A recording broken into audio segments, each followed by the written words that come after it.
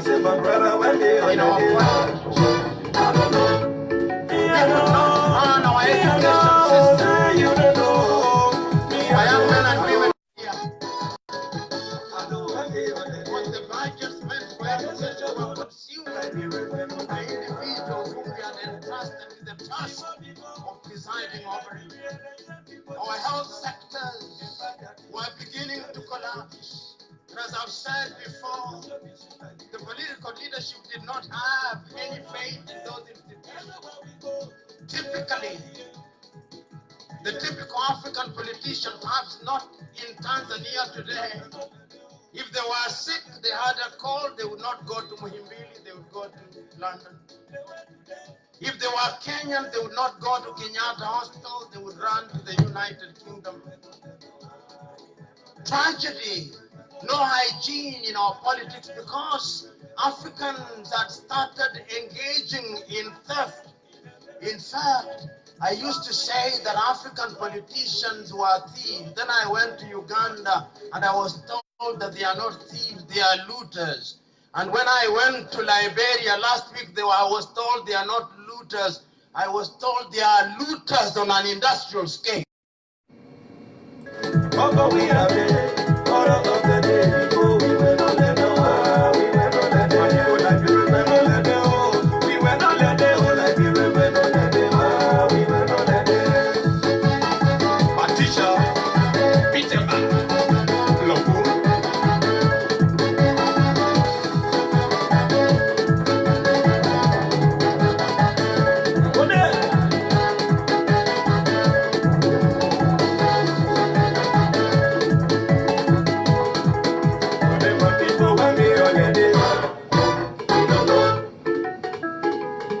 Excuse me, my sister, when me holiday. I don't know. I say my brother, when me holiday. I don't know.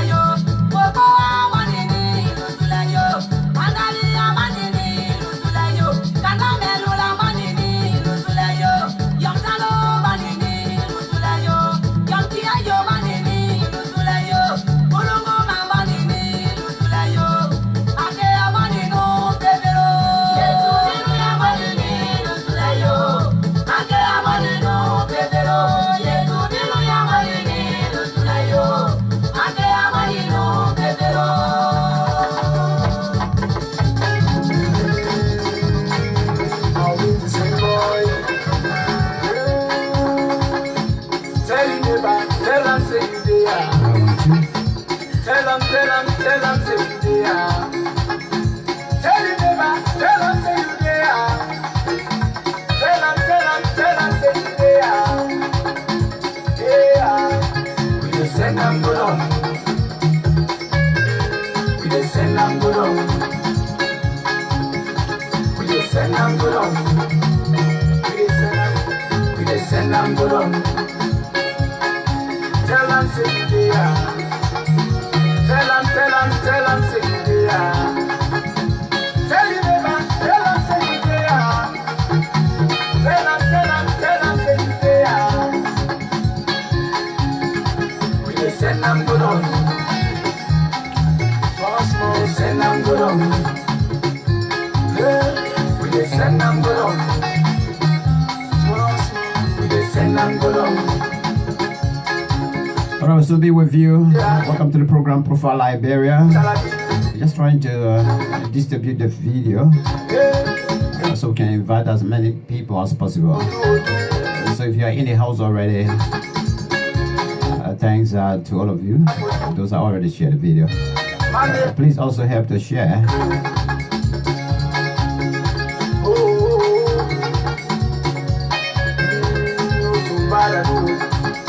Tell am say you dey here. Tell you never, tell am say you dey here. Tell you never, tell am say you dey here. Tell am say you dey here. Yeah, we dey send am good on.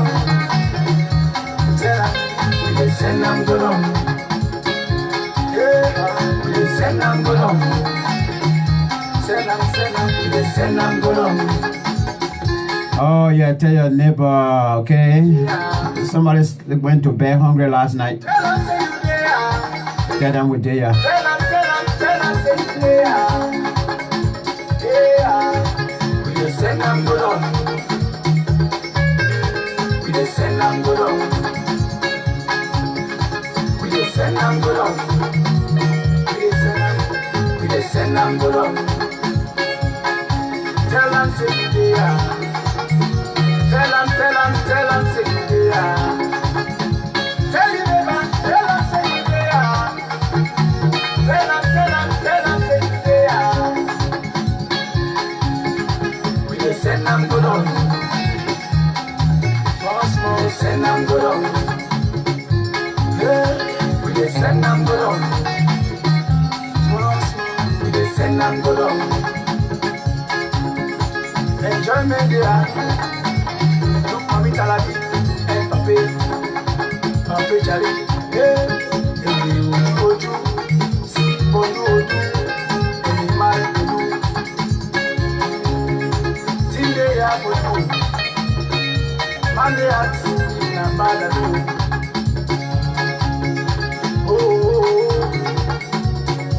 Oju Badadu, tell them say you there. Tell you never, tell them say you there. Tell you never, tell them say you there. Tell them say you there. Yeah, we dey send them good on. Tell them, we dey send them good on. Yeah, we dey send them good on. Tell them, we dey send them good on.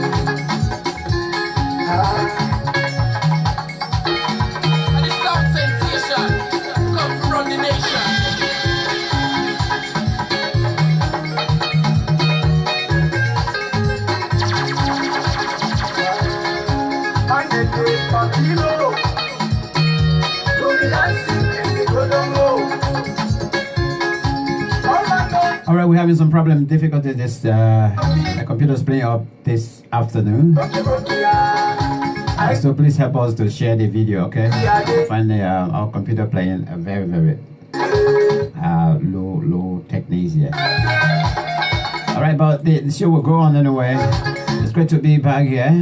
We're here on the Justice Forum show, Profile Liberia. And today we have a specific We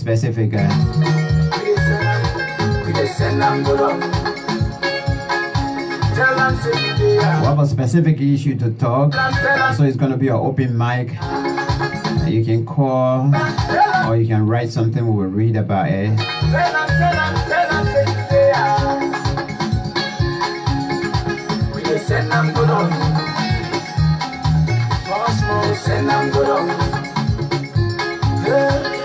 Send them good on.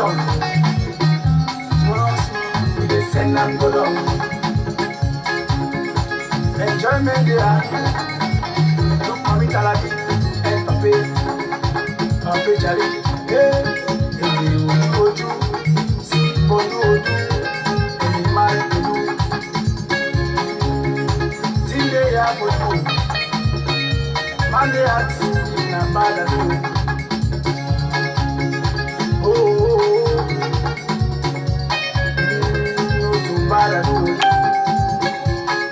tell them say they are.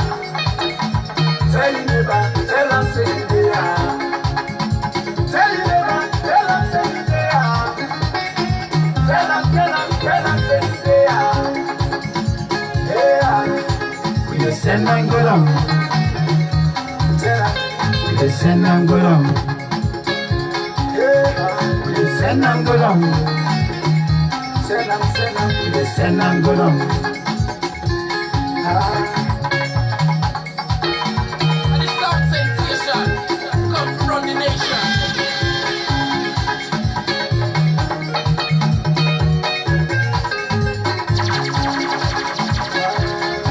And they play Papilo. Do the dancing and they go down low.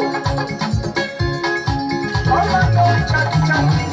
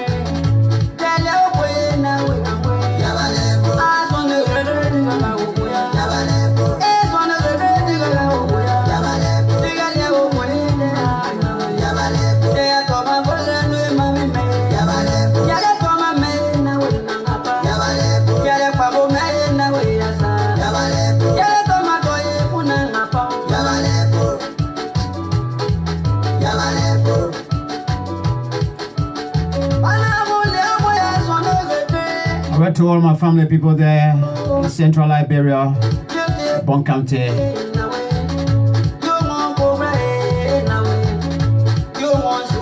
Good afternoon to all of you.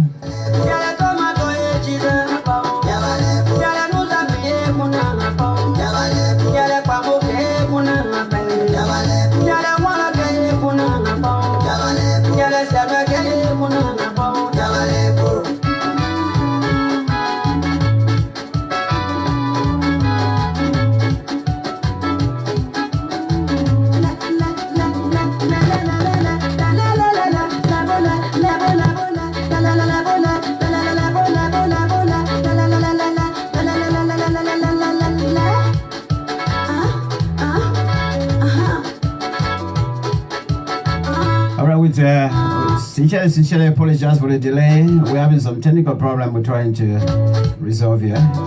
Of those of you already in the house with us, can you please share this share the video? We're about to talk about something important. Mama Liberia, what we want is peace. No more war. Nobody, I don't even think anybody should be thinking about something like that. You know, even if you're in your own little corner, in your own head. Oh no, I don't think so. I don't advise it at all.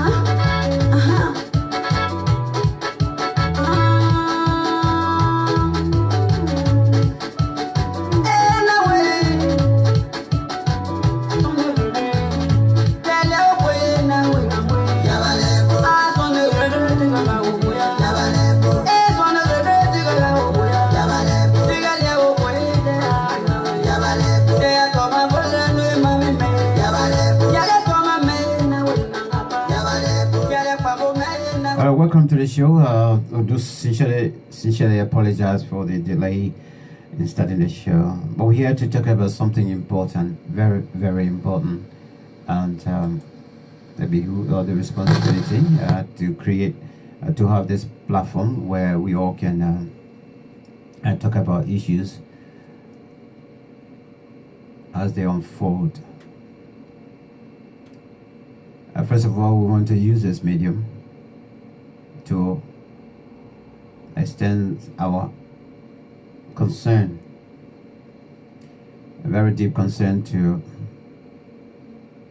the son of Liberia, our brother, our son, Mr. Henry Costa. We want to register our concern this afternoon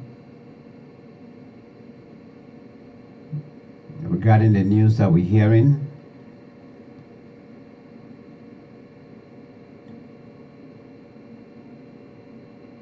And for some of us, one like me who saw the war, who witnessed the war, who actually lived the war for 10 years in Liberia.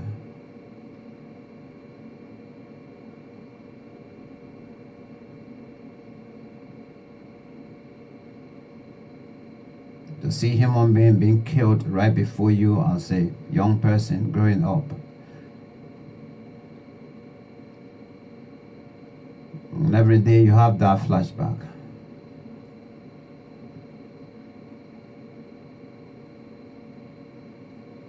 And for people to start talking about or doing things that will give us a kind of a fresh memories about what happened 25 years ago. It's unfortunate. And first of all, we want to condemn the act of aggression, the act of barbarism against Henry Costa and his radio station. Our understanding is that last night, gunmen attacked the radio station.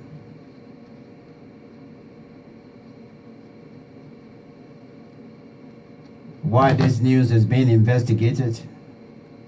Probably by the authority. But we want to join the rest of the community that are condemning this act and say, Mr. Costa, we are with you. We are sorry for what happened to you at your station last night. This is a nation. Now every time and then we're talking about it is a nation of law, or laws, but not of men. Even right now, when they go and sit on radio station or so, when they are preaching it, that is how they preach it to us, to the rest of the community, that the nation Liberia is a nation of laws, not of men.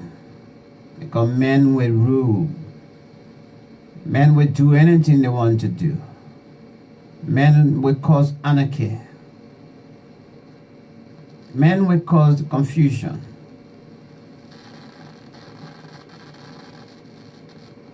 Men will deliberately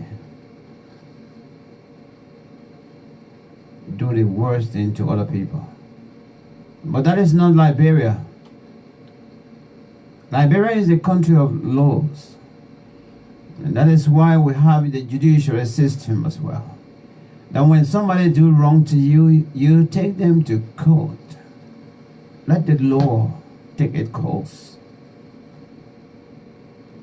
If I wrong you and you know definitely I wrong you. If I owe you and I don't want to pay, you don't have to take the law into your hands.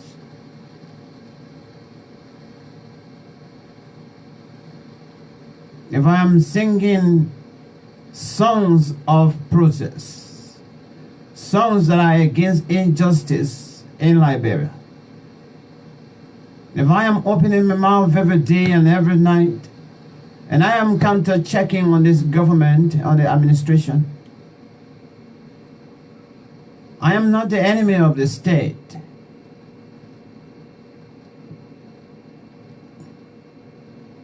I'm just a messenger. I am just a messenger. And once again, we want to condemn the act last night on Roots FM, owned by Mr. Henry Costa, to the highest degree. We condemn this act. Whatever it is you put it as armed robbery or whatsoever, but so long arms were used in this cause, we condemned it. We therefore call on the authority immediately to swiftly investigate this matter.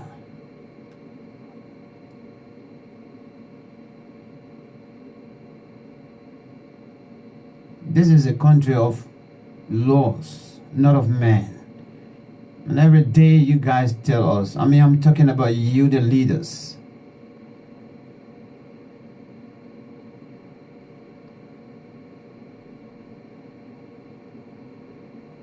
The worst place to feel insecure is in your home, at your workplace. Yes, that's the worst place to feel insecure. Because you'll be walking and you're looking all around, you're afraid, and you're looking over your shoulders and think, that's not security.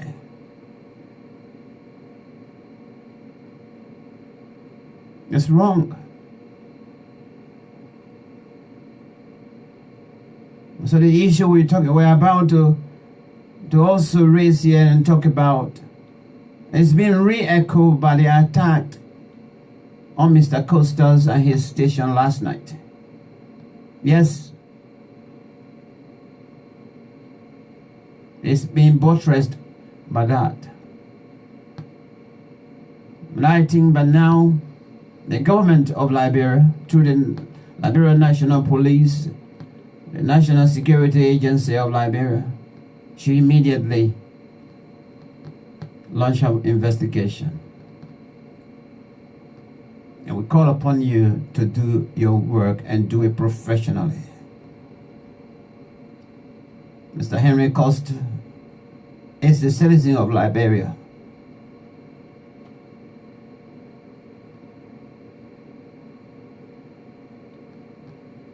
The same way you feel value for your life, the same way you feel value for your children's life, for your family's life. That is the same way each and every one of us that are preaching for justice today for Liberia. What makes you think your life is so important than anybody? What makes you even to think that your life is even important than that guy that you refer to as a Zokos? What makes you think that your life is even important than that woman, that man that's sitting in a wheelchair and moving around and begging to live? What makes you think that your life is better than that helpless young lady who've got nowhere, nobody to turn to, just moving from one ghetto to another? What makes you think that your life is more important than her? That's my question to you.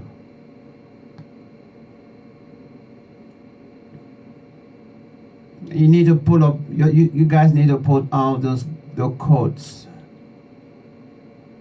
which condemn it. Any attack on one individual who is advocating for social justice is an attack on each and every one of us. And so this is why we are coming and we are condemning it in the strongest terms. Attack on Roots FM and Henry Costa last night.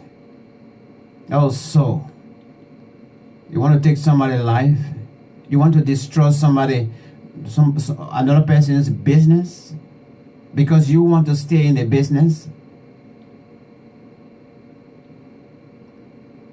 But we got message for you, and we will deliver the message to you. Today we're going to be looking at the issue of this post that is going around. There's a post that's been going around since yesterday. And the reason we have attached the importance to this post is that because somebody important is in it. Let me add the word important. Somebody important is in it. A civil servant. Somebody that your tax money is giving life to. Somebody that should be the role model. Somebody that's supposed to be saying, no, don't do this. When you do that, you tarnish the reputation of the country. When you do that, you tarnish the reputation of the government. Don't do it. Somebody of that nature, when they are involved in situation that will cause havoc, we need to talk about it. We need to address it. We need to balance them. Let us call them to their attention. And I suppose I'm going to share it to you for some of you on with us live just now. I'm going to share it to you. But the Minister Eugene Fahngon, once again, I'd like to speak to you directly.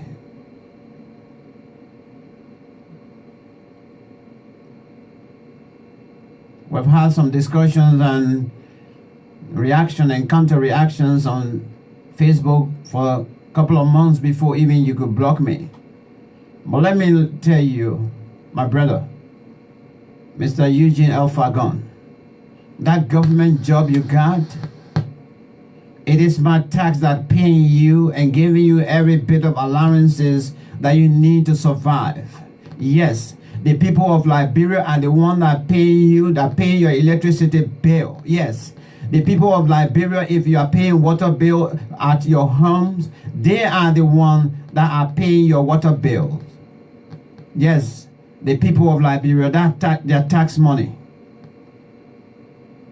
It's the one that making you to live. It's the one that keeping you in Liberia right now. Nothing else. It's not about the portfolio that you are assistant or deputy minister or so. No. It is the money that keeping you there. It's not about the name perhaps, but the tax that these people pay is what keeping you in Liberia. I'm sorry, maybe perhaps you saw the Civil War in Liberia in like you're watching a Hollywood movie. Yes, you sat down in America and you saw the Civil War in television. The international media, foreigners were telling you about what was happening in your country. You never witnessed it. Yes, I think so. Because of this post. That's how I would like to address it. Yes, you sat down in America. You saw it. And you thought you were watching some kind of a Hollywood movie. You didn't think that it was the reality that was happening in your country. That war was going on. That people were beheading people every day. That every day and every night, systematic abuse was going on. You didn't see it as a reality. I saw it. Many of us on this platform here, we saw it. We witnessed it. We live it. And this is why when I hear that people are pushing for war to come in Liberia, are pushing for people to kill other people, it hurts me.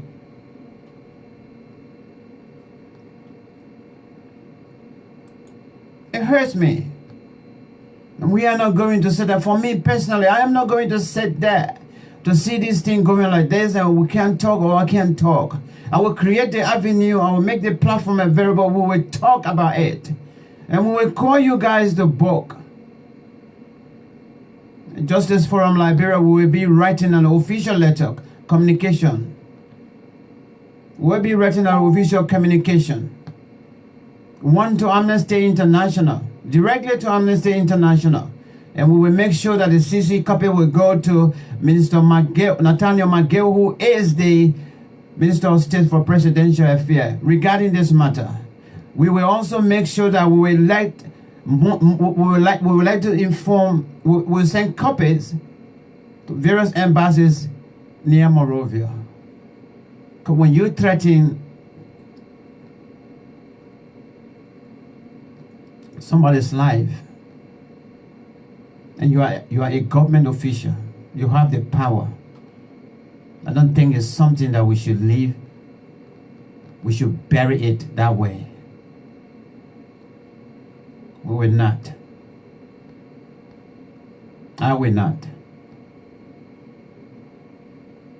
The last time another person did the similar thing, the Liberian residing in Ghana.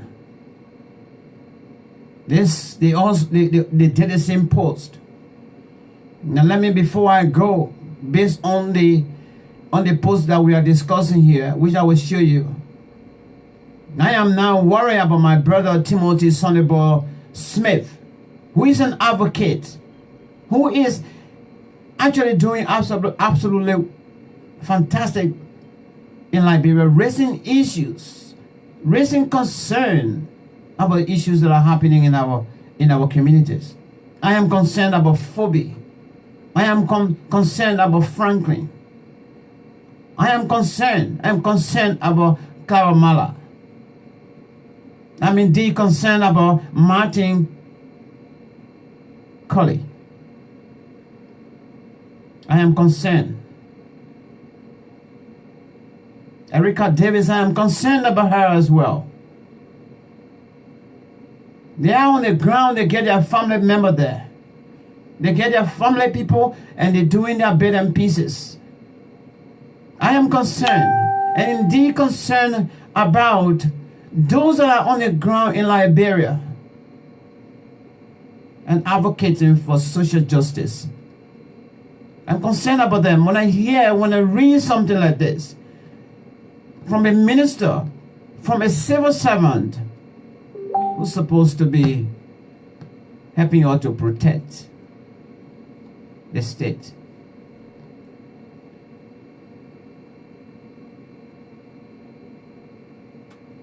I'm concerned. Thank you. I'm concerned. And so we are going to make sure that our communication, including the communication, the text messages also, or the message that we found on Facebook, we're going to make sure that we get copies of them, we'll print it out, we'll attach it to the letter, and we'll send it to these people. Let them know.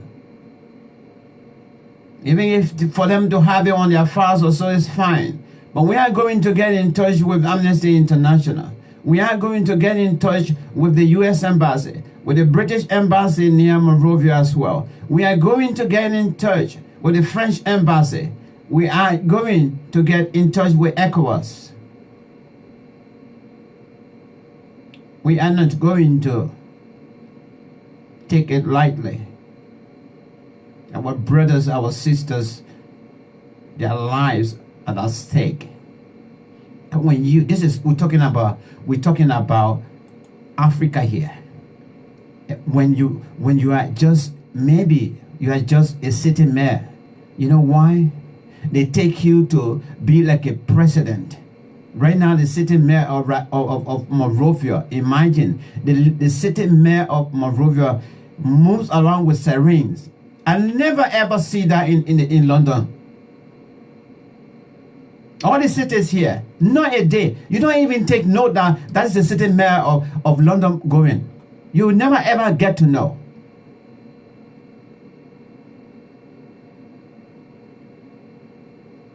You will never. But we got certain mayor in Monrovia, for Monrovia.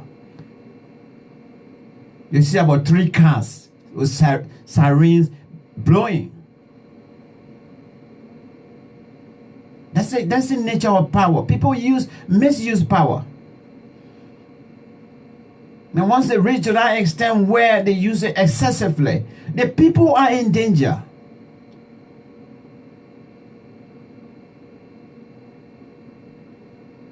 We'll try again in April, because when I was there December up to January, went to the office, tried to go and see him and have a talk with him.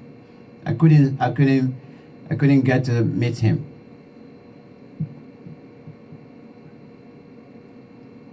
And I'll go back April again. I'll try my best. But this is wrong. But before we go to before I show you the text, the communication, the message on Facebook, I'm going to show you the 2, because the last time I dealt with the other one, he too based in Ghana. I inboxed him. You know what? We chatted. I even called him on my platform to come and clear the air. He promised. He never came that day. So meaning, communication of such, he's the one that did it. But let's go. Let's remind ourselves what. Let me take you to let me finish with the for the foundation. Then you can call Smith. I'll open the lines and I want people to call. Like I told you, our letter we wrote to the U.S. Embassy and USA yesterday, with respect to the $15 billion. It was on some of the at least 2 radio stations this morning in Liberia. Our letter is being paid attention to as well. So hopefully before the end of the show, we'll read the letter again. Those of you who missed it yesterday, so you can hear. Let me take you a little bit back, because even the chairman of the CDC started similar thing with words. But I listen to him. It was based on the fact that the opposition political parties that have lined behind the wicked candidates in District 13 have lost faith in the process. They've come to realize they cannot win. They are defeated. They cannot make a comeback. And so they've resorted to propaganda initiatives, lies, fairy tale, and inventing fallacies. And if you are claiming that people were seen with cutlasses at your rally, it means that you must have documented that incident, because we are living in a world of advanced technology. Alleging that she saw Mayor Koji with a cutlass and that they were chopping people, wounding innocent people, is a diabolic lie. It should have no place in our democracy. We expect national leaders to be responsible when they speak to public issues and to conduct themselves in honesty and truth.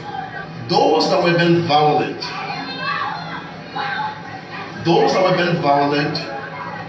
when the talks for Unity Party, Labour Day Party, and the ANC, and we have fights that they were not just emblazoned in the paraphernalia or teachers of these political parties that joined the coalition, though they are going to be defeated, but that they were attacking seditions, they were starving seditions.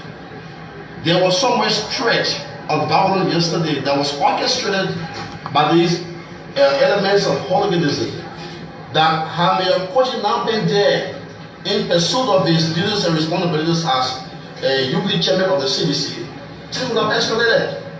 We thank God that he was in District 13 yesterday and was able to bring things under control by virtue of his wise leadership that was exercised to keep seditions tolerant amidst the huge provocation from these agents of evil that were armed with machete cutlasses, trying to destabilize District 13 and create chaos at the expense of our democratic practice that is supposed to be, executed on. It's a complete destruction. This game was having possessed by the devil himself. to sit down and lie with straight face. So when Liberians are coming abroad to know that these are agent provocateurs that don't mean well for the English person. As we speak, you go on social media, elements of the Unity Party now are calling for President Weir's assassination. We have tweets in our possession. We have screenshots. Now, here, this kind of a words from a party chairman. People are planning to assassinate the president. Enemy of state. What kind of world are we living in?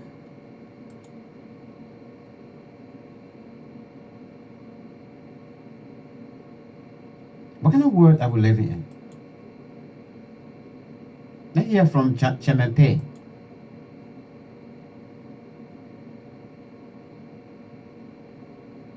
To uphold, defend, and protect the constitution and laws of Liberia, which also include protection of citizens and maintaining the peace.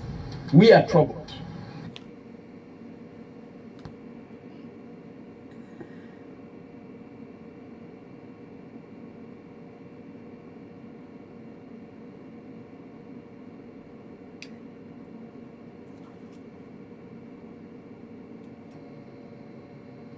All right.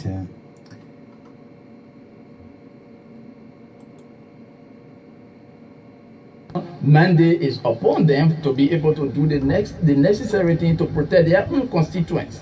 We also want the legislature to take this as a matter of urgency. Well, that was well. All right. All right. Let's go now. Let me take you to some of the posts that raise the concern, and then we will talk about it. We'll ask you to give your concerns as well. My lines are open. You can call. One of it was, when was it?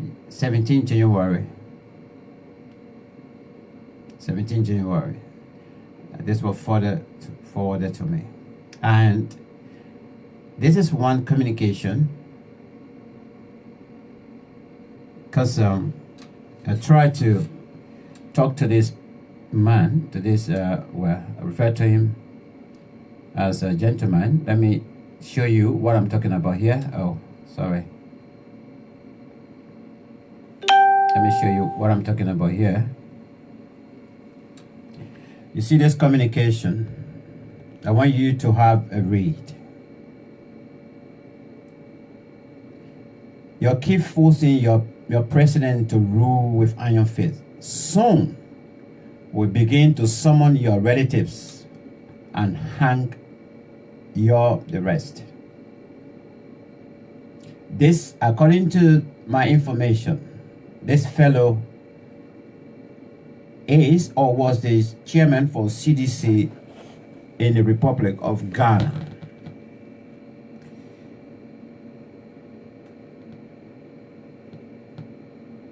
President Weir need to put opposition on the light pole firing squad. You see this? President Weir need to put opposition on the light pole firing squad.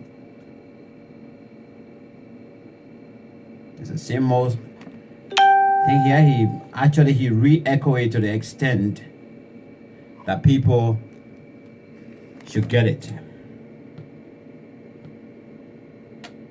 Lazy opposition. We rule PLC style, so that People Redemption Council style. That's how he wants the UP government, they say the CDC government, to actually govern Liberia, like in the days of the People's Redemption Council. But some, they have bitter memories of those days. And this is why he's making mention of it right here. soon we will begin to summon your relatives and hang you up, everything. And he re-echoed it here. President Weir need to put opposition on the light pole firing squad. My people, when you see this, when you witness the war, when you still have fresh memories that you saw your family people being buried in a mass grave, when you still have that fresh memories that sometimes you go to bed, even though it's 25 years ago, but yes, when you go to bed, you still see that your relative right before you at the time maybe you were just a child, and somebody raping your mother, you're standing there, and somebody beheading your father, you're standing there. As a child, you can't do anything, you're just looking.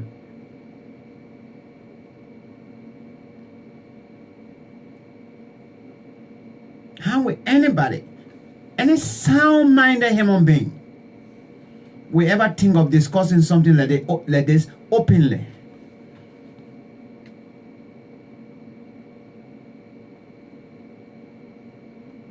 Why?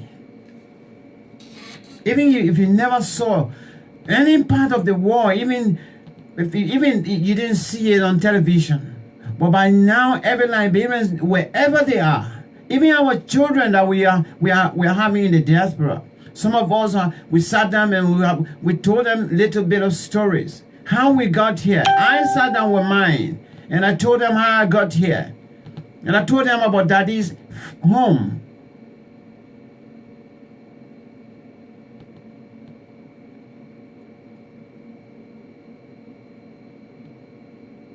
By the time my boy will be 17 this year, after July, I'll begin to tell him the real story of what I went through in Liberia. That's why I came here in 2001. Before, by the time they came around or so, one day we never bought them a toy gun for Christmas or whatsoever. No, not a day. Because I told them, I'll one day tell you the reason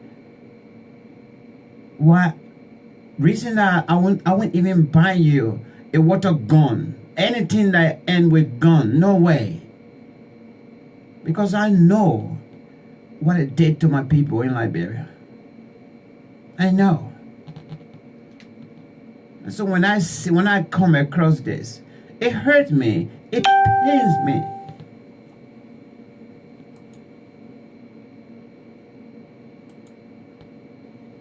Let's go to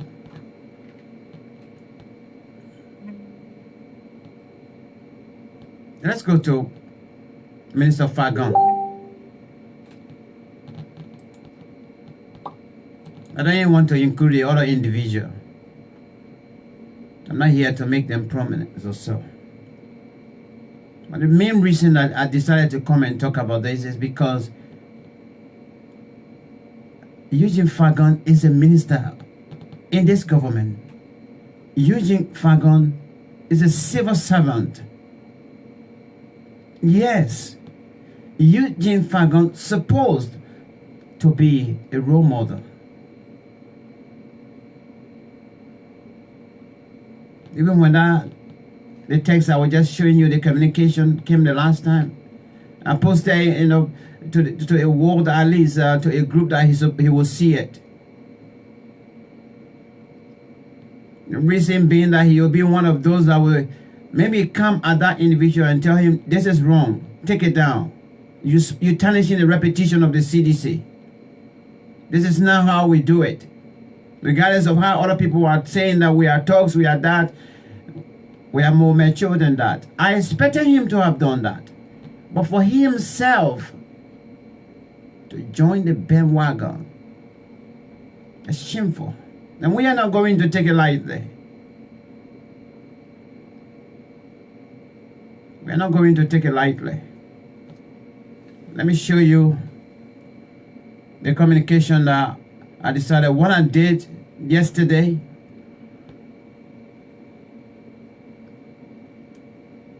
I did a post yesterday. I posted to a group, a few groups that he is part of. Yes, he blocked me long ago. I should have, inboxed him, but he blocked me long ago. But by now, he must have seen it. I sent it back to him. I told him, I said, we're just seeing this going around on social media. We are asking you, we're giving you 24 hours to respond to it, or else tomorrow we will discuss it openly.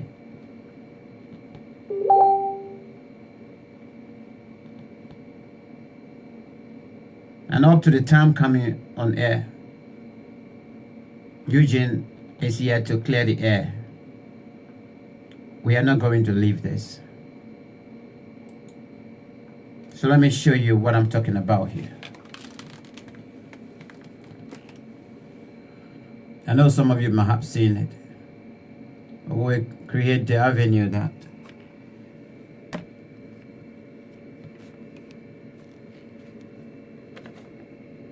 let me see whether I can project it for you well. That's the other fellow there. I tried to find him on Facebook, but maybe by the time he saw this thing, he closed the account or so. Maybe he coming back with different name.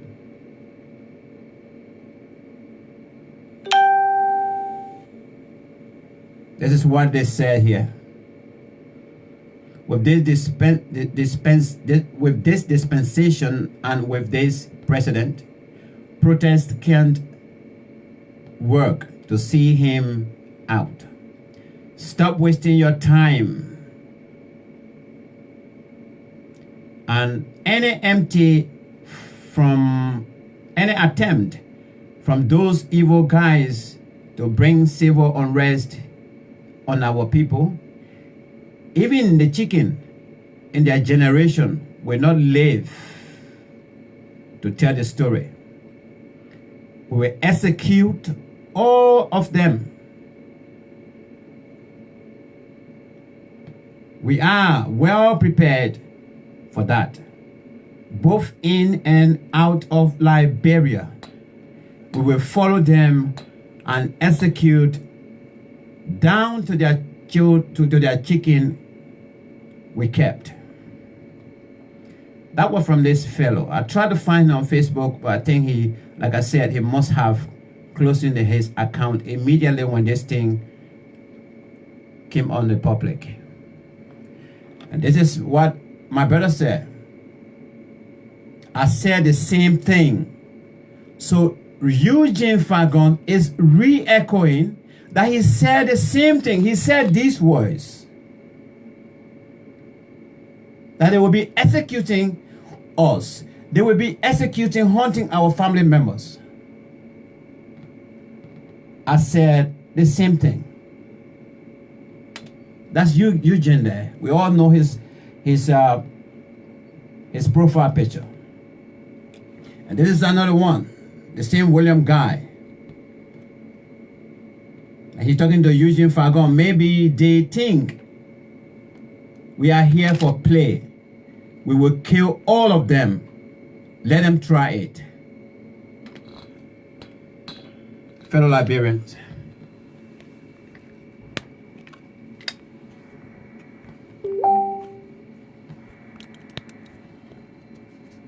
I'm coming. I'm trying something. The gadget is giving me some problem here.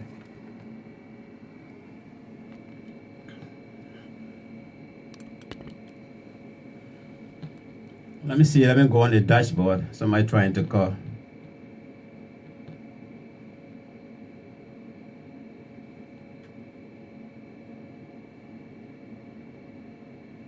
Let's go to Jake. Let's see what I.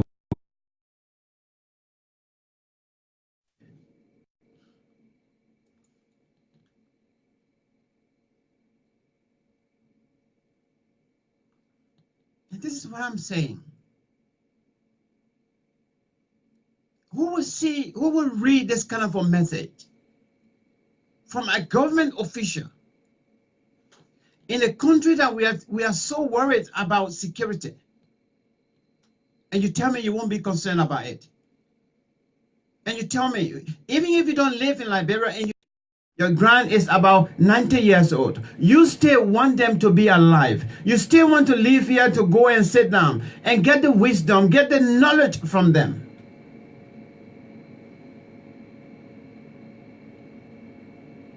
Let's go back to see what I... Who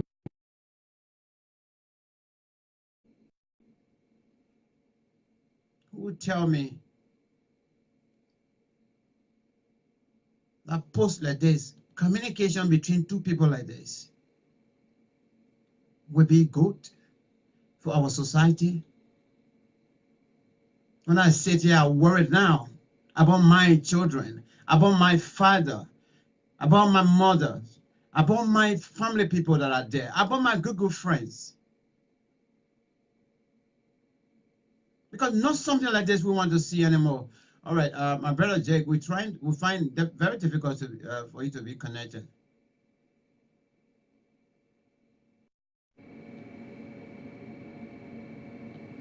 Let's try Jake again.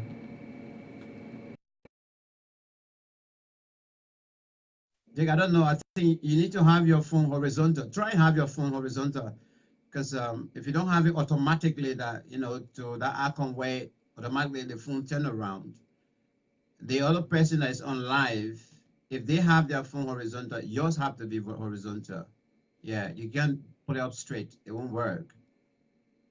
And also, if you're using anything other than the smartphone, sometimes it will be difficult, especially iPad, so no. And somebody asking Eugene here, Eugene F. Fahngon, did you say that too? It's concerned. Hello? Okay, thank God. Yeah, there you go. Yeah, man. Welcome to the show, brother. How you doing? Yeah, how you doing? I'm all right. I didn't want to come on this morning, but that stuff that you just read, the quotation that you just read on Facebook, it was like day before yesterday. This guy Zolizo, he was on the show and he said that people were infiltrating to assassinate the president. So if they do so, they are going to chase people in Europe, in Asia, even in America. They will get at them. But you are just saying now because these guys, when they're looking for a job, when they're looking for work, they say anything they want to say because they want to get favor from we are. That man, he want to do anything to anybody. Now he the one wrote that stuff, because when he said it for it to come on and for people to start writing the same thing that he said on Facebook, I believe that he the one wrote that thing because he's looking for favor. He want a job from where, and that's the only way. When they do, then they get job back home.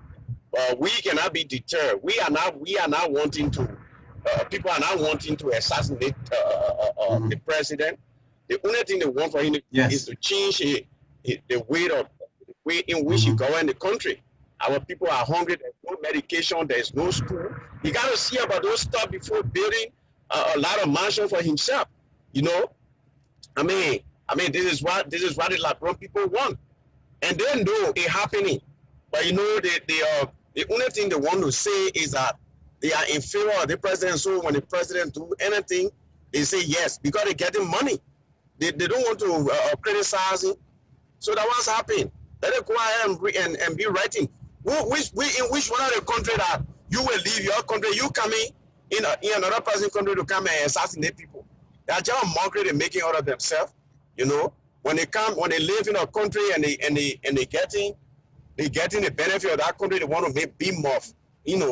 Why he can't go back home if the country is okay? Look, I'm advocating. Why they can't go back home? Why they can't go? If you know you enjoying and the country is good, you go back home, right? Yeah. You go back. Yeah.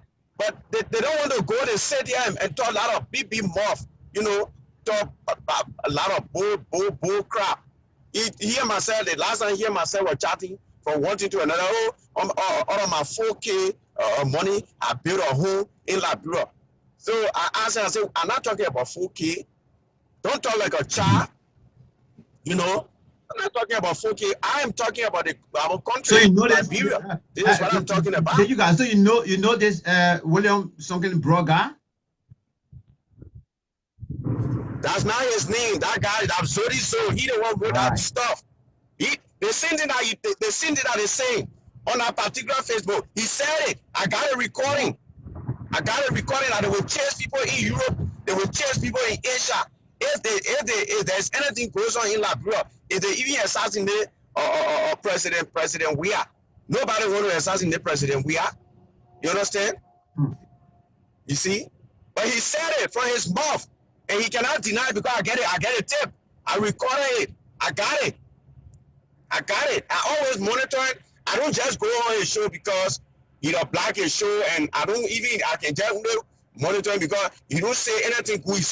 He don't talk so garbage. So I don't even listen to his platform. I don't go there because he talks so garbage. You know, when somebody looking for a favor, when they want job, they would say good thing about you. Whether you do bad, they will say it is good.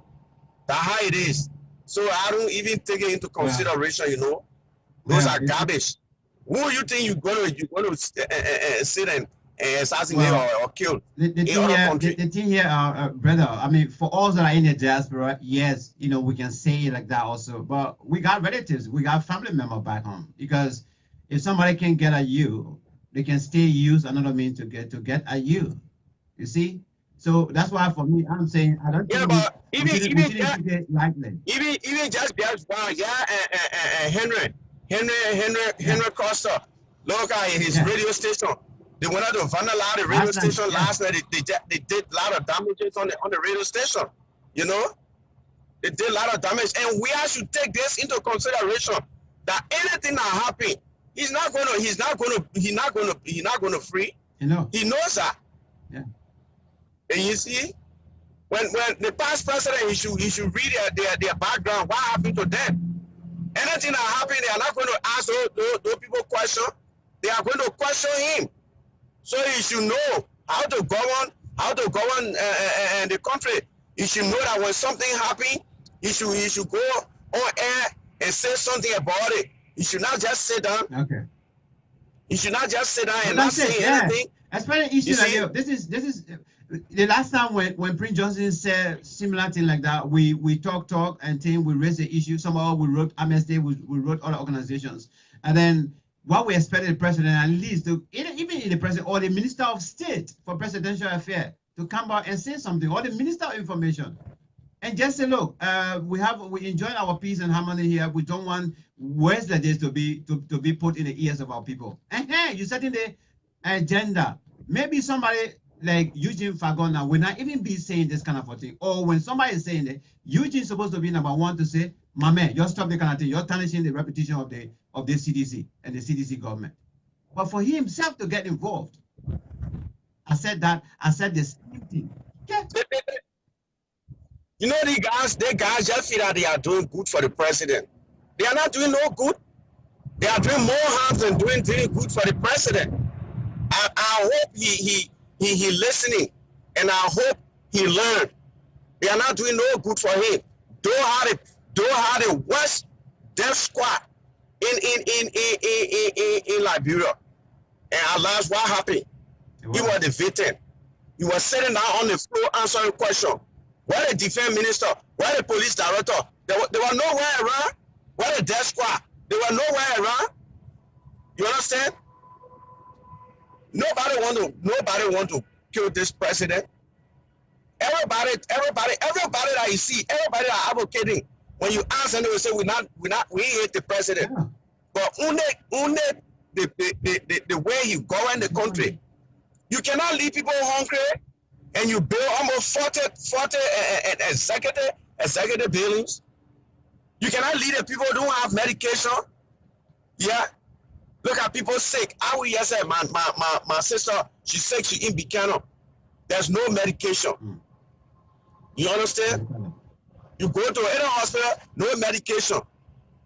But you run the most the more expensive car, and you say there's no medication. Look at John Molu there. I know John Molu or Moluba Molu. How you call him? Look at it. Those guys who are sleeping with their friends. They were sleeping with friends, sleeping with girlfriend. They never had anything. We are not saying that they should not have, because when the privilege comes, you use it. But you must know how you're using it. This thing business, they accuse the former president. They accuse her that she was using our resources on her own. She was not taking care of the Liberian people. For John, for Moluba Molu Moth, cursing a woman. Now what happened? Now for his business, now for Moluba Molu business today, people are cursing the president up and down because he never said anything, and he was the chairman. He bearing the penalty right now, and John and Moluba Molu is right up and down. Nobody can curse him, man. Nobody can curse him back. You try now. You're going. You try now. The security will take care of you. You try now. The security will deal with you. So what? The same thing you're doing when you're pointing your finger, when you're pointing one finger to somebody, the four is coming back to you. Let me tell you. So anything right now, if you in government, that's why I say government is something that is a continual process. You know, if you're doing something to somebody, you must know if you two get into power, they will do the same thing to you. You know. So when people come on here and say, oh, this president, the man you are sitting president, nobody's supposed to abuse him. I don't know if they can go back to the recording. If they can go back to the recording, those who can say things, they don't keep things, they don't keep memory. Well, they don't keep their memory. But if they can watch, if they can see, then of course they will not say anything. There you go. I mean, you know, on the side of insult, one of the actually not in favor of it, especially when you're insulting the president's mother, whether she's alive or not. That is for me. I don't agree with. I don't agree with anybody. Yeah. Nobody support it. But let me tell you something. You who in studio there, you understand the way you train your children, how your children will come up. In my mind, my power now going to train me the right way for me to be able to live on my own, for me to be able to respect people, you know? You understand? And they just leave me, you know, and I go in the street and I do anything, I come back, they accept it. You know that would be my behavior. I brought my son, when I was coming here, I brought my son alone. When I go for a meeting, when I go in the school for a meeting, you know what the white people, you know what they tell me? They congratulate me because they say, I mean, we like your son because he behaved, he talked to people nicely. You think if I was going to teach my son how to be rude, you think if I get anywhere they will respect me? They will not. No. If the thing started, if Oprah put it to stop, just stop insulting the woman. The woman is a president, even though we are fighting towards something, but just stop abusing this lady. You think anybody was going to do that? Even the particular guy now that abusing the president's mother, he was part of CDC. He supported CDC, and he even said that they should burn down this man, the election commission. They should burn down his building, and the guy was clapping up and down. You understand? Right. Now you raise a baby. All right. And the baby grew. Let's get some brothers and sisters as well. Thank you so much for coming on my platform today. This is your first time calling here, but I appreciate your contribution as well. Thank you very, very much. Okay. Thank you. That's Jake. There you go. All the way there from the States. Let me send my warning to some of you that are on the platform here for the first time. On this platform, you mind your words. If you want to stay here to learn, you know what you should put on my platform here, or else we'll be telling you goodbye, and goodbye for good. That's what I do here. I'm not looking for fans. I'm looking for people who are reasonable and who can also reason, who can articulate well, who can listen, And when they are ready to communicate, they communicate in the way that others will benefit too. So when you come on this platform, first of all, respect yourself. Number two, you respect me who presenting. Number three, you respect each and every one on this platform. Failure on your part, I'm not a loser. I sit here, I don't sit here. At the end of the month, I get my money. I do this because I feel obligated to Mama Liberia and the children of Liberia. So if you want to learn, this platform is actually for learning. Respectful people, they are the ones that come on this platform. And when we raise issue to discuss, people that we call here are people that will provide you with educational reasoning reasons. I'm done with that. My final warning. I guess somebody who is on the platform who throw in some hints here and whatsoever. That's it. The next time you're gone. And you're gone for good. You'll never even come across my post. Let's see what I when. And for some of you that just come in, let me just, while we're getting when on, this is one of the posts that I'm concerned about. This one, I dealt with this being last month or so. Let me read it again. This one too. This guy, accordingly, he is the chairman of CDC, let's say CDC in Ghana. Okay, just hold on 1 minute. We got you already. Let me share this quickly. You keep forcing our president to rule with iron fist. Soon we will begin to summon your relatives and hang the rest out. You can take that. And then he came here. He said, yes, he should do so. You're talking about the president now, President Weah. He should do so. So others can shut their mouths. You can see the F there. And he came down here. What did he say here? Let me see. What did he say here? President, we need to put opposition on the light pole firing squad. So he's telling us that we should go back to the days the PRC came to power, because he even mentioned it here. Lazy opposition. We will rule PRC style. That is the People Redemption Council. And for those of you that just coming, before we take Christmas, let me remind you of this, of what prompted me to actually bring the discussion back on the bowl, or today on the bowl. You know this face, famous. I don't need to tell you. There's another one here with his name, and this is what was said. With this dispensation and with this president, protests can't work to see him out. Stop wasting your time.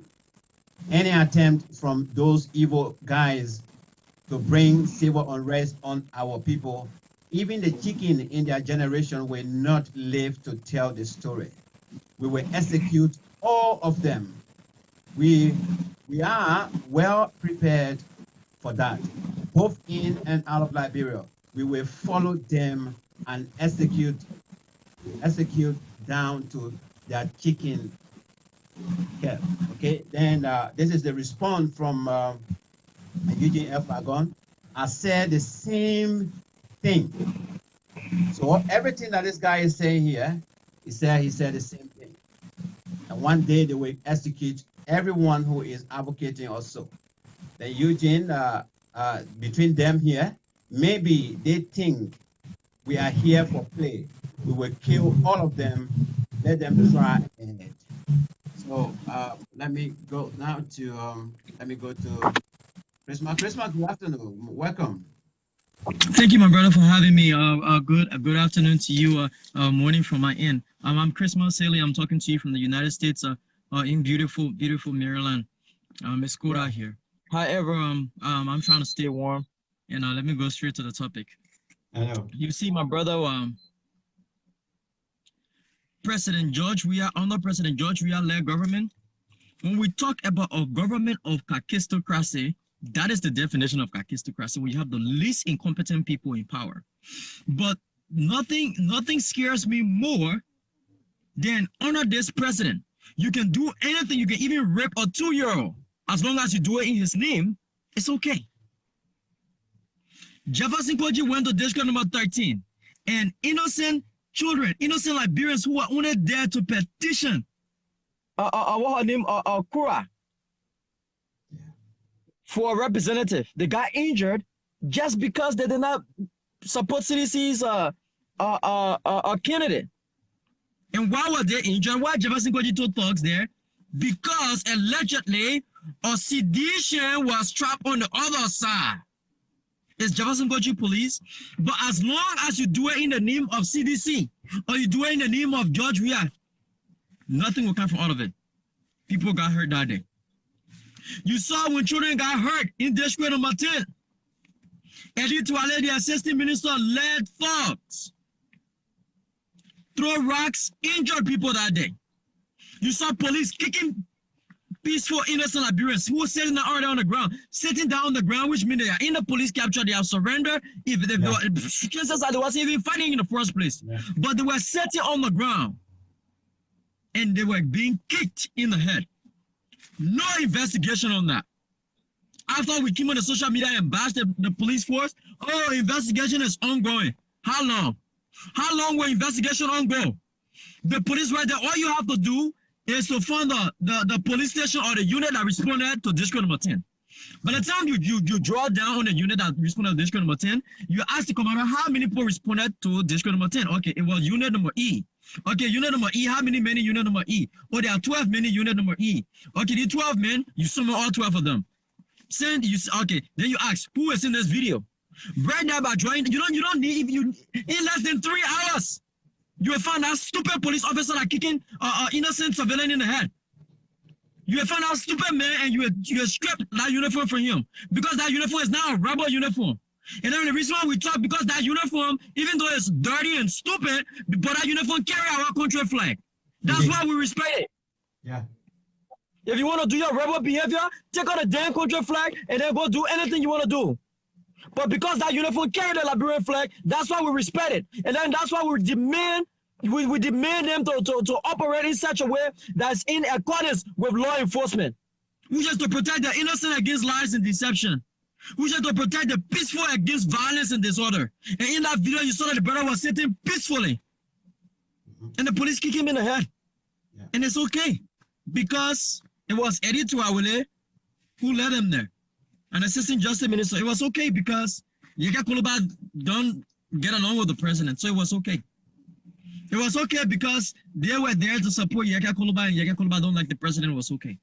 So that Eugene Fahngon, who is the mouthpiece of the government, who knows whether they be sitting down behind closed doors, who knows maybe the president even in favor of that. That's why I want to believe. Because that's the mouthpiece of the government. That's the mouthpiece of the president. He is coming to say that that's what he's been saying.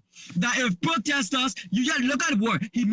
Look, the guy even mentioned the thing. He says civil unrest. The word civil unrest means peaceful protest. People have the right to civil unrest.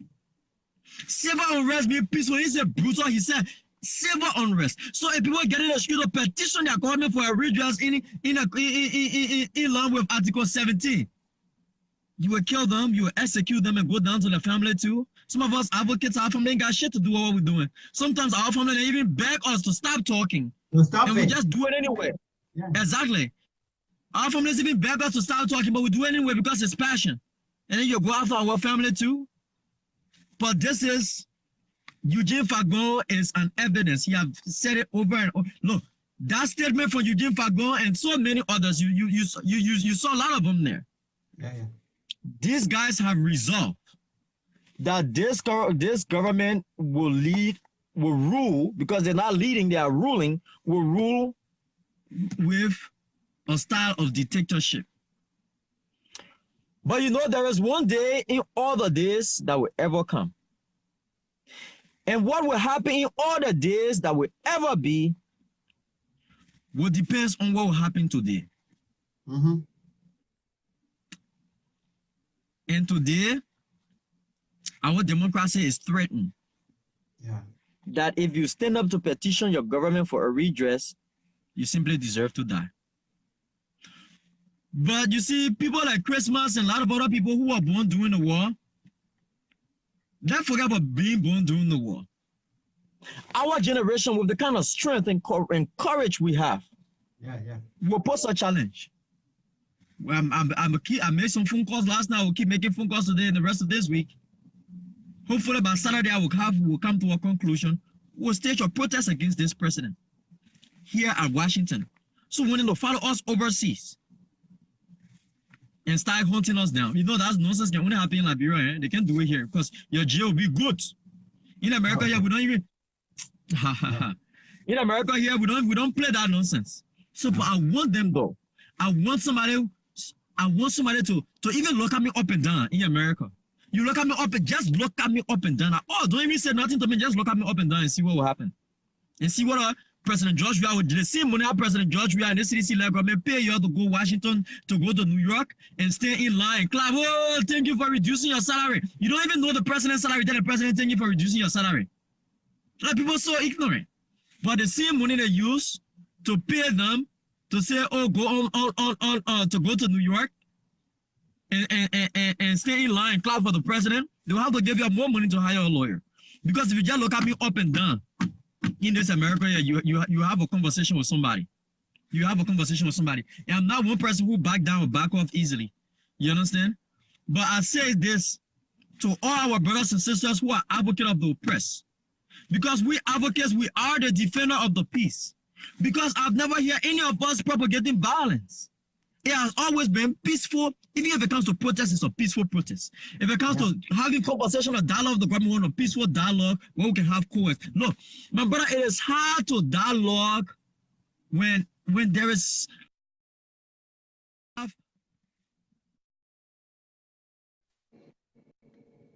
do they always say, oh, you gotta be objective. You gotta criticize the government. Let's be objective. But people oftentimes avoid the objective reality. And the objective reality here is this government is incompetent. Gross incompetence, sheer arrogance. People will do something, editorial when they carry talks and people children get hurt. When you talk, the gross arrogance. Oh, how about man on leave? Arrogance. That water. Arrogance. If you try, we'll execute you. Arrogant. And they share that arrogance. But we are the defender of the peace. We are advocate of the oppressed. We are representative of the forgotten people in forgotten places. We are strong. We are courageous. We are undamned and unequal. And any threat on any advocate life, yo, no up what I'm cooking up. Thank you for having me, sir. Thank you. Thank you so much, Christmas. It's always a pleasure having you on the platform. Thanks for your contribution. Okay, let's quickly take some action on some people here who came here to. Okay, let me see. Okay, let me see about blocking some people here quickly just before before I take your call. Let me get some people who when they came here maybe for something else. This is not a platform for that. You come here with respect, that's fine. If you get idea to talk, you call and talk. Nobody come here and talk nonsense. Even you yourself, you call now, we'll give you the opportunity to talk. Whoever calls on the show here, they are at liberty to express the way they want to express. I am not here to tell them this is not what you have to say. No. You call here just now, you will be saying things that you think they are really, really sensible to somebody or to me. I mean, I even take it that way, but I won't respond to you and tell you say that you're talking nonsense. No. I won't do that.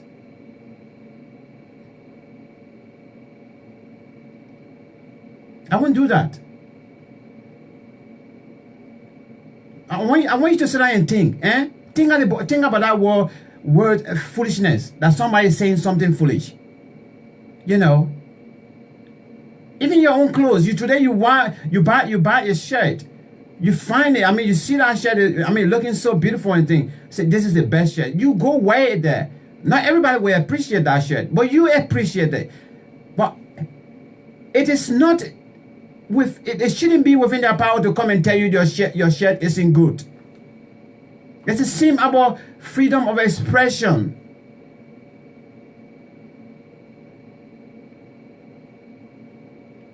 You will come here and say, you will say something somewhere.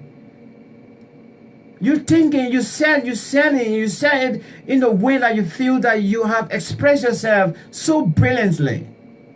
But to somebody else, they're thinking the other way. Now, should I come at you and tell you that you're talking foolishness? Come on, man. Find another platform to go. But at least let me educate you small, so at least next time when you go to other platform, you behave. Let me let you go.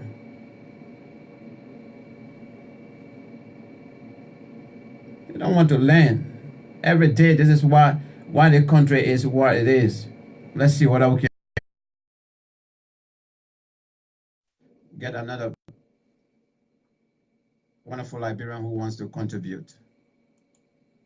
I will never tell somebody you're talking foolishness. No, I won't do it. I don't care however the argument is very, very bitter. I won't tell you you're talking foolishness. Because before you say it, you plan to say it. I will always think that way. Now when you plan and you say it, I mean, what brains do I have to go inside your head to say you're about to say something nonsense? Or why would I say you said nonsense? Come on, man. You're trying to learn something, man. Every day people try to educate you guys. You don't want to be educated. I mean, just hear from one platform to another, just attacking other people.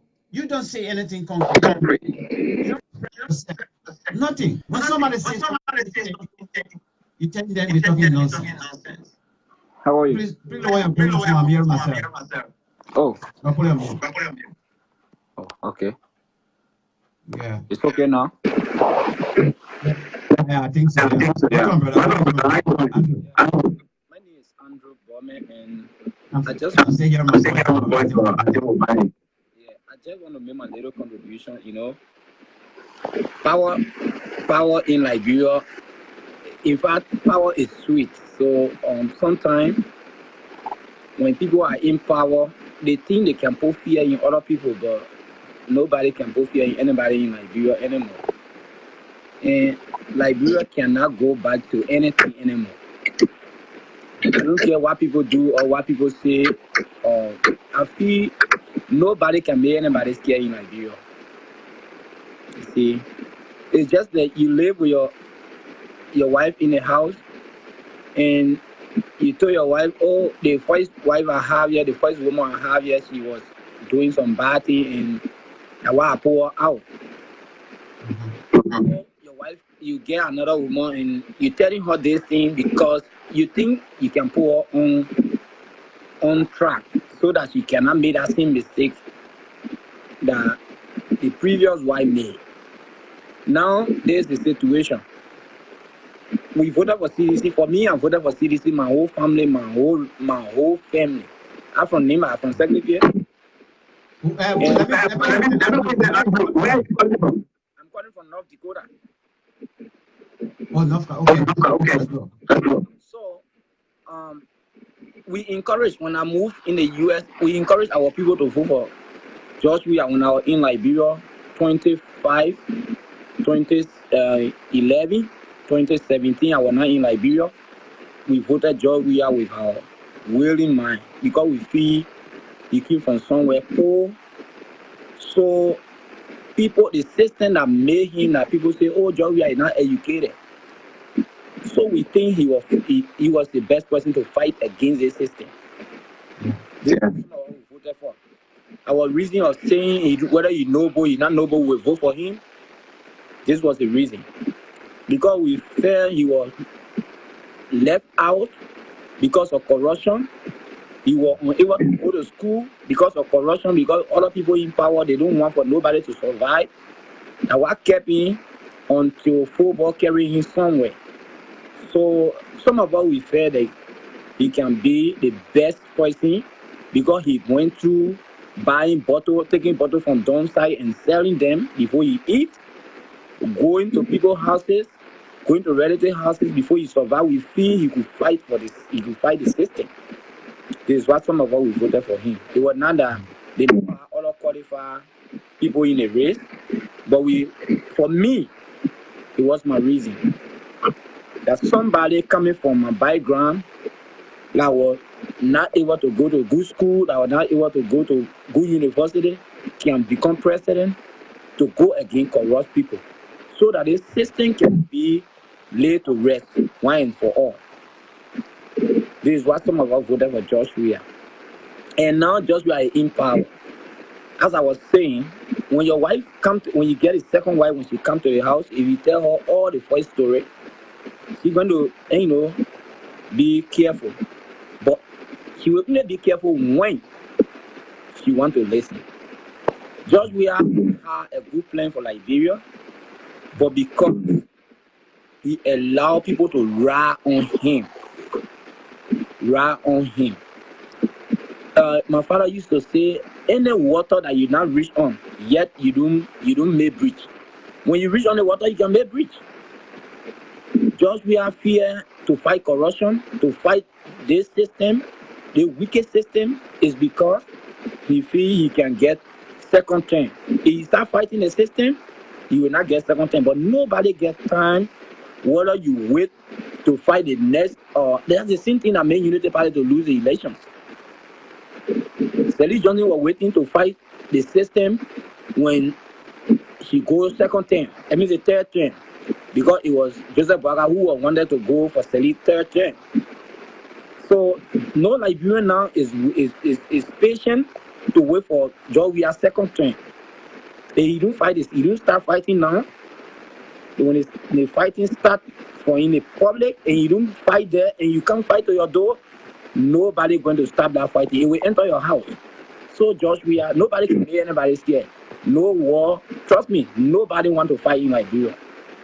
Nobody want. People will say Eugene and say anything because they enjoying power. They think they can put fear in other people. They are doing wrong thing. They don't want for nobody to talk about it.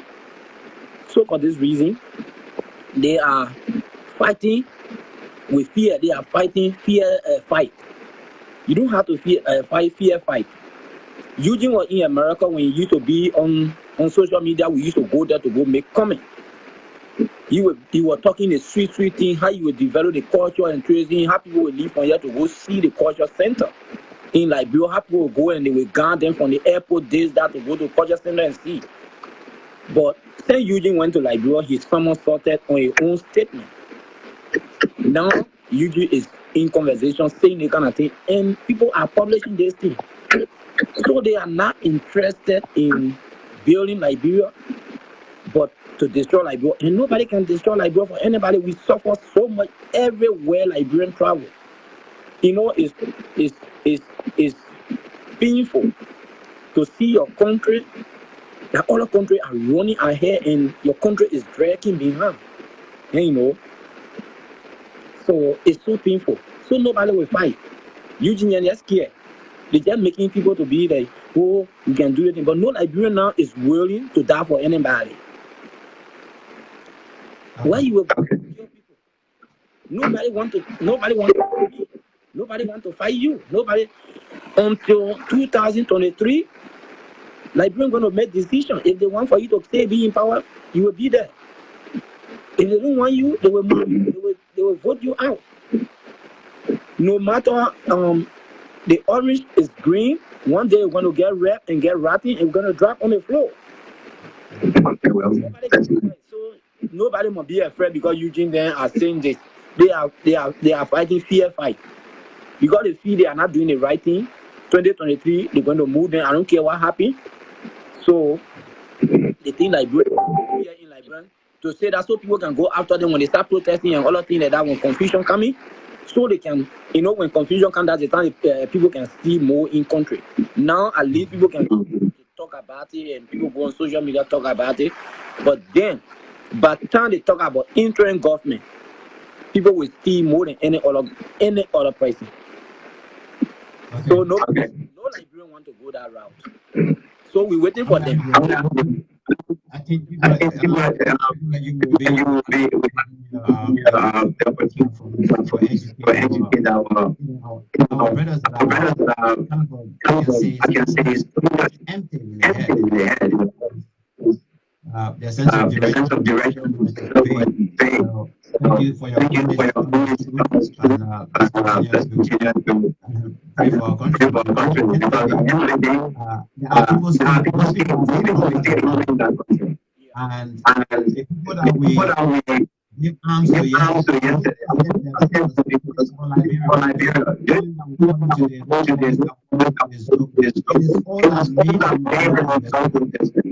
now we don't have no problem for them to respond. Today we don't have time. Now, if children, anybody can go and buy is the big money for them. Somebody can give me two or three. One red eye. Go somewhere for 3 I don't take it to be anything. Big money. So we know. Like for every time, and just coming from there, I know what is happening. Anybody, this government, almost all of the government officials, they carry pistols. Why should I be?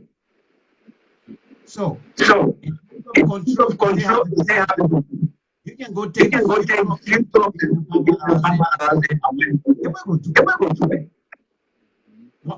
I mean, people are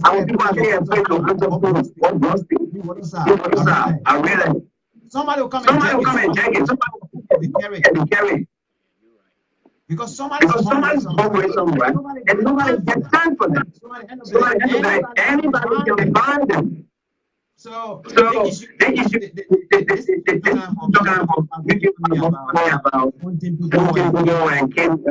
They want to kill everybody. I'm not going to take it lightly. Discussing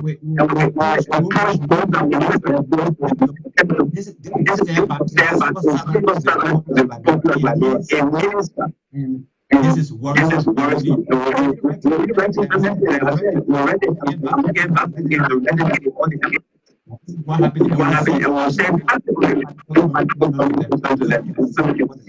happened? So Andrew, thank you so much.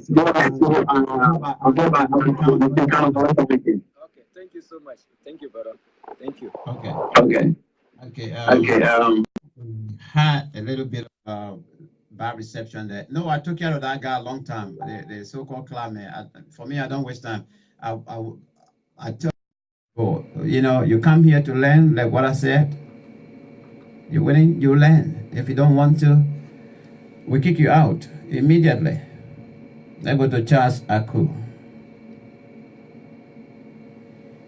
All right, let's see whether we can get Charles Aku on the platform. No, the sound was from the fellow. I don't think it's from me now. My sound is okay. The feedback was from him. I do sincerely apologize for that.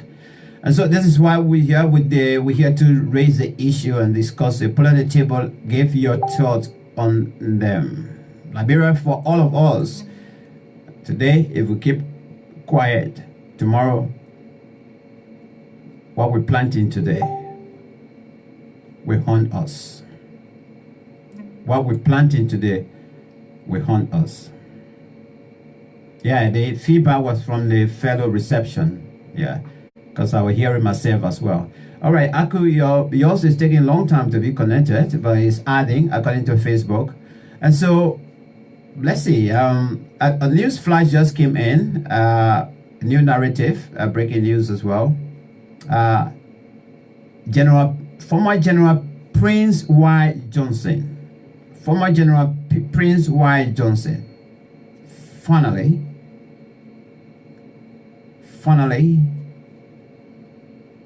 he spoke to the media and he said that he now welcome and he'll be willing to face any war crime court in Liberia. That's what he said. New narrative. I am quoting new narrative.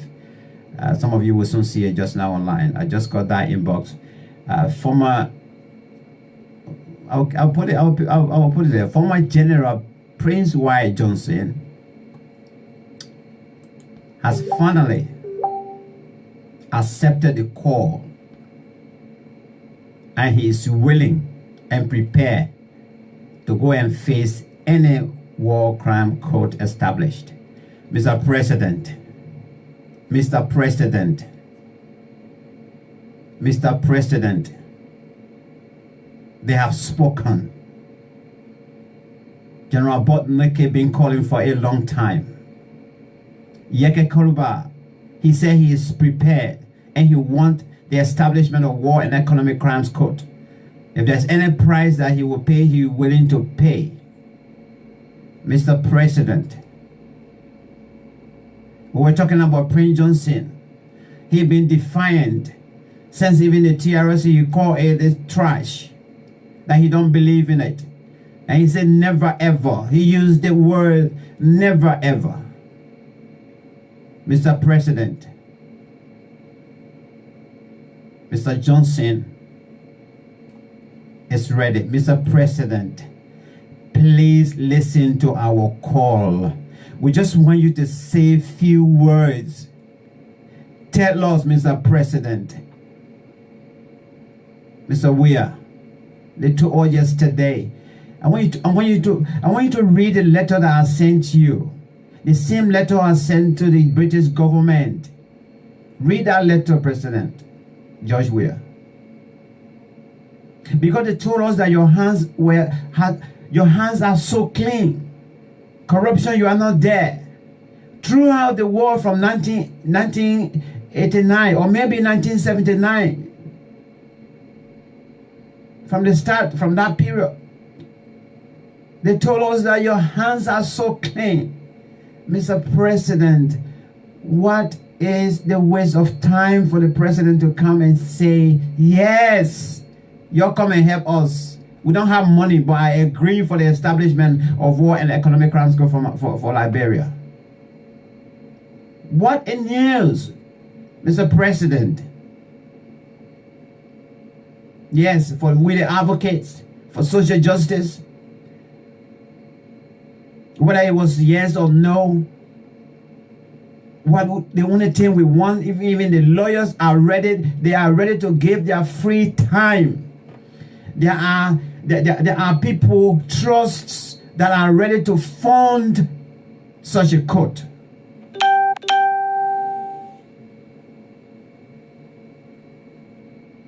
There are people. I know organizations. Even the British government, when we wrote them letter the last time about the war crime code, they mentioned in their reply, and they say they have put money aside. They are always contributing and putting the ICC got money aside for this kind of establishment. So all we want is our president to come. The Gambia never went through war the way we went, but they just established one. Yes, in October, they had a big conference. Fatuma Tor of the RCC went there because she's from the Gambia as well. The president welcomed the establishment of such initiative. And right now, the Gambia is pursuing people. The news I heard this morning, I saw on the internet, that even the former president Yahya Jammeh is now about to be extradited back to let's say to the Gambia for him to go and face that court as well. Mr. William, we're backing you, Mr. President. All right, we can get this, brother. Let's get you off and connect another person and see maybe other people we call. Let's see. Let's go back to the dashboard. Chensi Makalo. Let's try Chensi. Charles, we can't get you. Let's try Chance and then we'll come back to you, Charles. Okay, Chance, there's no way. Let's go back to okay. Makalo, let's try you again.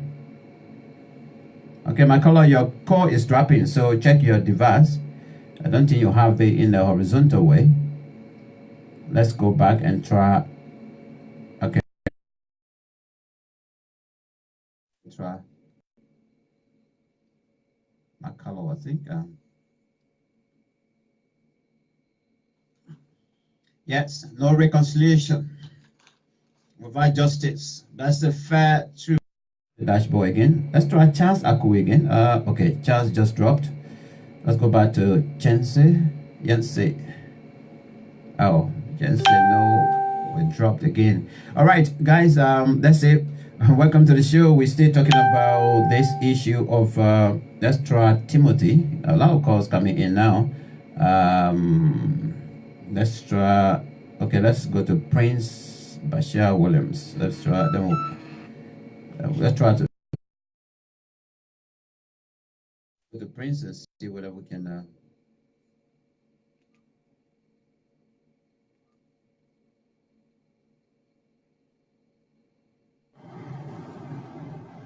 Wow, Prince. Yeah, what's up, G? Brother, welcome. I'm okay. How's your end? It's chilly here, but we keeping warm. How you doing, buddy? Yeah, good. One of our reporters from here, from the UK, was giving a report this morning, and the guy had this. He had the water in a very small, portable hot water, keeper, and he wanted to show us how cold it is. And the guy opened it. He said, "Let me tell you this. It is very cold here." So the guy threw the water in the air. Before the water could fall, it went frozen. I said, "Wow." Oh, So yeah. you gotta keep it cool, buddy, and keep it very warm. Welcome, man. Yeah. I don't know if you've been following, but so I don't need to reiterate if you've been following. So you can just go straight to the point. And then also, the breaking news is that Prince Johnson finally backed down, according to new narratives. That he said, and he spoke on one of the radio stations now and said he's prepared now and he wants the establishment of war and economic transport for Liberia. Yeah, Max. Thanks very much. I'm following, and I call on two issues.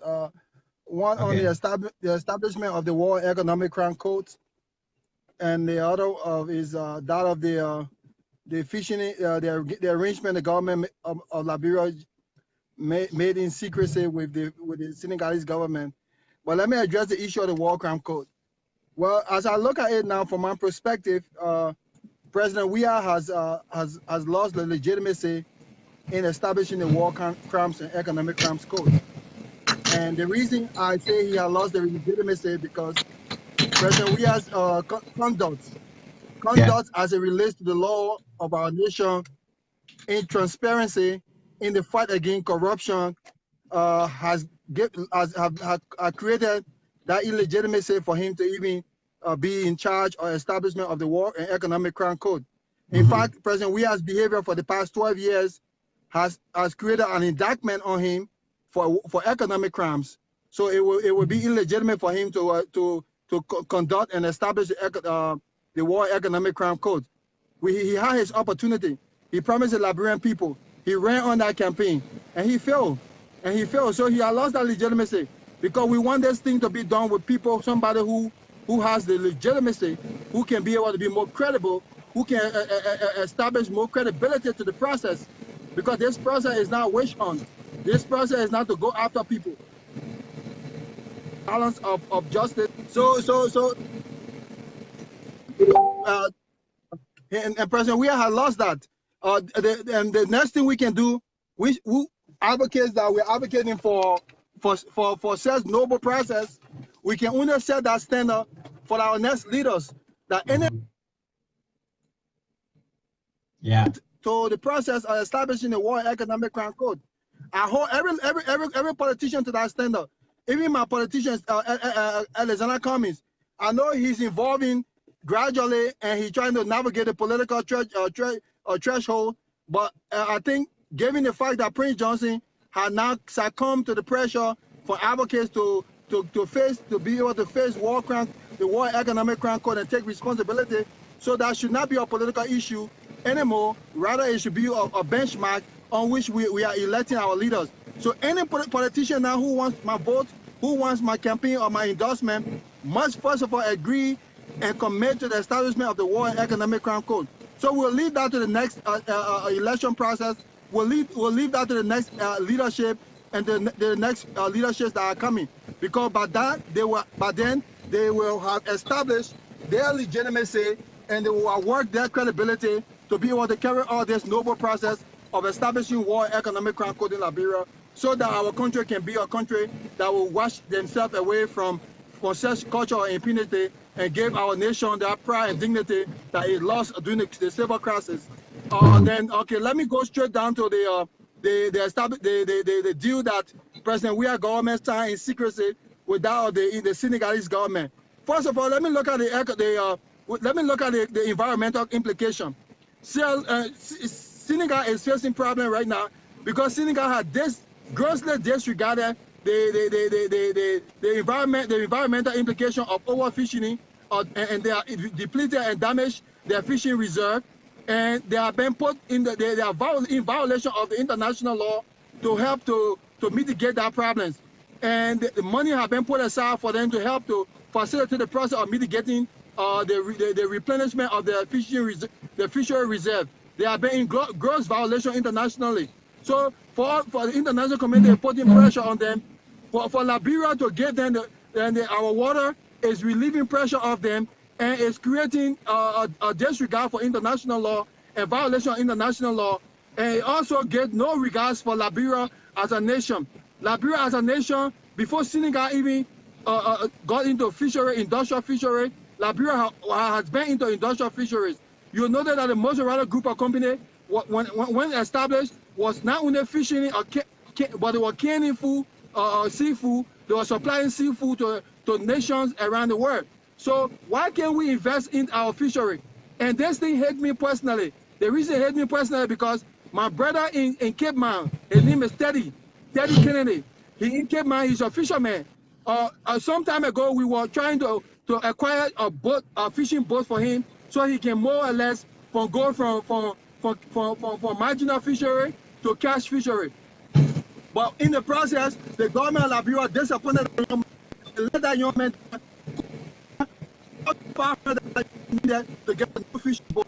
And you tell me that Liberian fishermen who have been struggling how to industrialize the fishery, how to make the fishery into a cash crop fishery, are you telling me our government cannot give them the opportunity and improve the fishery sector, but rather the government is bringing foreigners to come and foreigners who have depleted their own fishery to come and deplete our fishery, foreigners who are not abide with the international law that led to the depletion of their fishery to come into our water? This is a gross violation of the laws of Liberia that gave Liberians the preference and gave Liberians the protection in enjoying their resources and so that is the reason I call on all well-meaning Liberians, all people in the fishery industry in Liberia to assemble and give and protest this gross violation. In fact, such a intergovernmental agreement that should have been addressed in the State of the Union address, President Weah did not even mention it. We just even start hearing about it. This is clandestine. This is a violation of the law, and this is embarrassing. We will talk to foreign partners. We are in contact now with the United States government and the NOAA and the Ocean to protect our waters. So we have nothing. Let me give a disclaimer here. We got nothing against the well-meaning people of Senegal. We appreciate them. We are all in the same sub-region. We respect Senegal. We see them as partners. Senegal was there for Liberia during the course of our civil war. We appreciate that. But here's the thing. If we're going to work in partnership, we must first of all work out the modalities, and it must first be in compliance with our law and with our economic benefit. So I want to thank you for the opportunity, and I want to applaud if the news is true that Prince Johnson has finally succumbed to the World Economic Crime Code. I want to applaud his effort. I mean, I want to thank him for having this repentance, because that's why I call genuine repentance. I believe God has spoken to him, and I want to say that as much as accepting the World Economic Crime Code, he must also take responsibility for his action, and also help to heal the wounds that is being hidden or being bandaged in our country.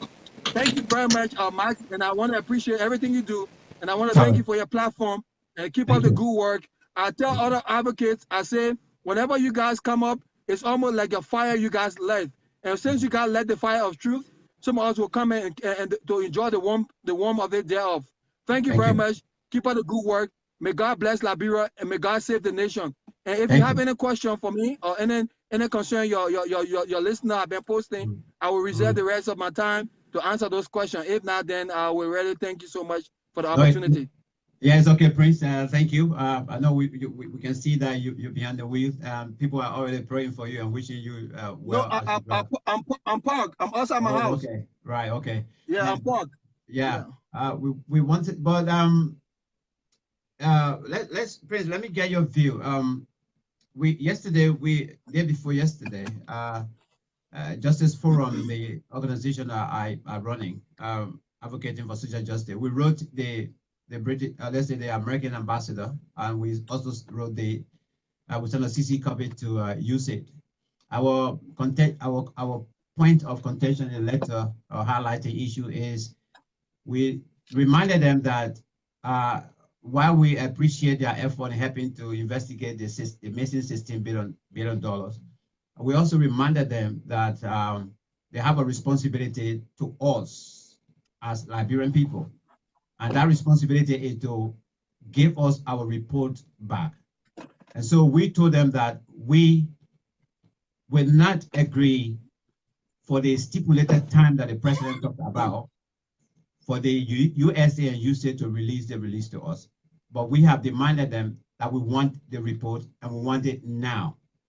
And we also reminded them that we know that by now this report is on the desk through their office, is on the desk of the Secretary of State for African Affairs in Washington there. So we reminded them of that, and we called upon them that we want this report to be before the end of November from them. A level of the government now, if they want to come anytime, that's it. So that communication went through today. This morning it was on I think 1 or 2 radio stations. So what is your take on the, especially the stipulated date the president promised?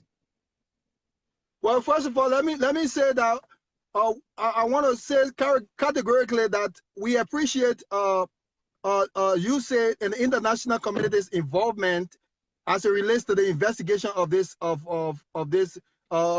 depletion of our national treasure, or the theft of our national treasure. We appreciate their involvement. We know their involvement is based on the fact that they also have also interest, and they are also invested into the securing of the peace of our nation, also the sub-region. But however, we want to say that as Liberians, we are expecting the international parties that are involved to play according to the standard that they set. They assure the Liberian people that their involvement will be not other but an example of transparency, and that they will update the Liberian people periodically as the investigation goes on. We see that did not happen. The Liberian people were not updated, but we understand that the result, the investigation has been completed. Now, the delay in the publication of that investigation is doing no good to their legitimacy as well. It creating doubt, it casting doubt. It's also creating suspicion. It also creating a shadow of doubt on whatever the result will be. So it's not in their interest to delay this result. If this result is out, they should be able to publish the result to the public as they promised. So I mean, but here's the thing, Max. Let me honestly tell you, we as a nation, as a people, We have to graduate from that dependency syndrome. Liberian people depend too much on people to do things for them. We have to get to where we will have to be independent in deciding the direction and the future of our nation by our own participation, citizenry participation. Yeah, we applaud the international community, but international community have one standard to go by.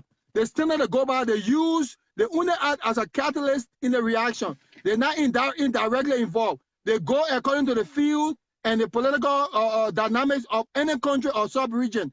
And that's how they're going with. But we as a citizens, we need to get together and galvanize our effort and demand what is constitutionally required by our government. This information is something that we have to put pressure on our government, and the pressure we have to put on our government, it seems that our government do not understand anything other than the forceful process. And I think that the oppositions and the different agencies and organizations in Liberia needs to get on and get together and set a physical pressure on the government in terms of protest. I'm not calling for violent protest.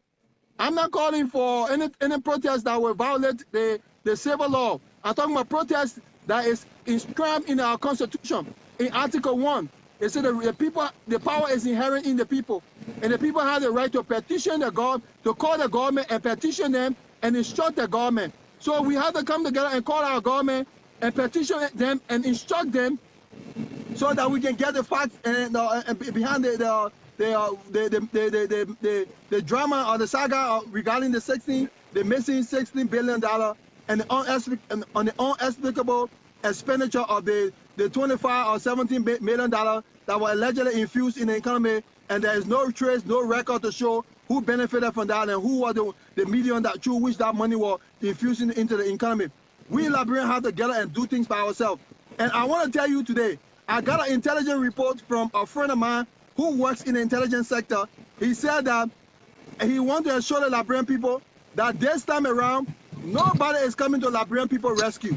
The Liberian people will rescue themselves this time around. So if we sit and wait for international community to come to our rescue, we gotta be kidding ourselves. We either suck it in for the next 12 or 25 or 30 years, or we step up and demand change and demand real change, not fake change, not a promissory no change, not a change that will be a pregnancy change. What we gotta wait for 9 months to deliver, we gotta demand residual and impactful and immediate change.